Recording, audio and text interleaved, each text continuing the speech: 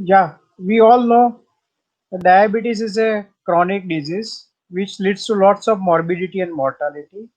And one of the most important morbidity and mortality associated target organ damage is the diabetic kidney disease and diabetes and the cardiac disease.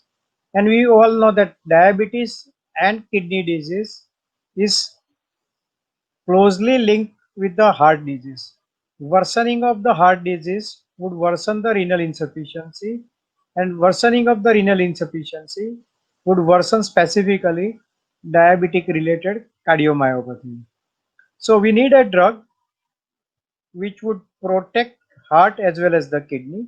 And we all know the SGLT2 inhibitors like empagliflozins through its effect mainly via the reduction in the HbA1c, reduction in the body weight, reduction in the blood pressure, reduction in the uric acid, reduction in the intraglomerular pressures, lots of pleiotropic benefits can have a protective effects for the kidney as well as the heart. We all know the EMPIRE study very well, and we all know the cardiovascular mortality as well as the morbidity benefit clearly seen with the empagliflozins. But in the sub-analysis of the EMPIRE study, when the renal secondary outpoints were studied, it was found that patients on the empagliflozins during the EMPIRE study had a 40% renoprotective benefit in terms of the new onset of the nephropathy or the worsening of the nephropathy was reduced by 40%. And this is on top of the RAS blockade, which is given for the predominantly cardioprotective benefits. So it's a clear benefit over and above the RAS blockade benefits. So if you see the analysis of the EMPIRE, which clearly shows the renal benefit, and we got a dedicated renal outcome trials also with some of the SGLT2 inhibitors showing a renoprotective benefit of the SGLT2 inhibitors. What about the linagliptin? We all know the linagliptin is the most renal safe DPP4 inhibitor. Safe in the sense that it does not require the dose adjustment.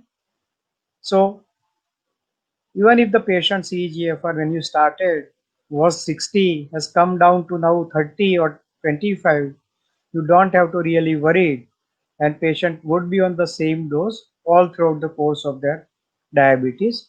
And that is reflected in the Carmelina study, which has clearly shown renal, renal safety of the linagliptin. And there was some suggestions that was almost 14% reduction in the worsening of the proteinuria if the patient is on linagliptin compared to standard care. So in short, empagliflozin and the linagliptin are two of the most studied molecule of their class. While the EMPA is studied with the EMPIRE study, and now we got a real world data with the EMPRISE study also showing cardiorenal benefit, and linagliptin being cardiovascular neutral, and some trend towards renoprotective effects of the linagliptin. So if we combine linagliptin with empagliflozin, there will be added benefit in terms of the no hypoglycemia, weight loss of EMPA would be maintained, lots of pleiotropic benefit of EMPA would be there, and the safety of the linagliptin and renoprotective effects of the EMPA as well as the lina would probably have a synergistic effect leading to more renal protective benefits with the combination of the EMPA and linagliptin. And a fixed drug combination of EMPA and lina is not just cardiorenoprotective, but it is more cost effective compared to giving EMPA and lina separately. So that is my opinion about the role of combination of EMPA and lina for renal protective aspects of these two drugs.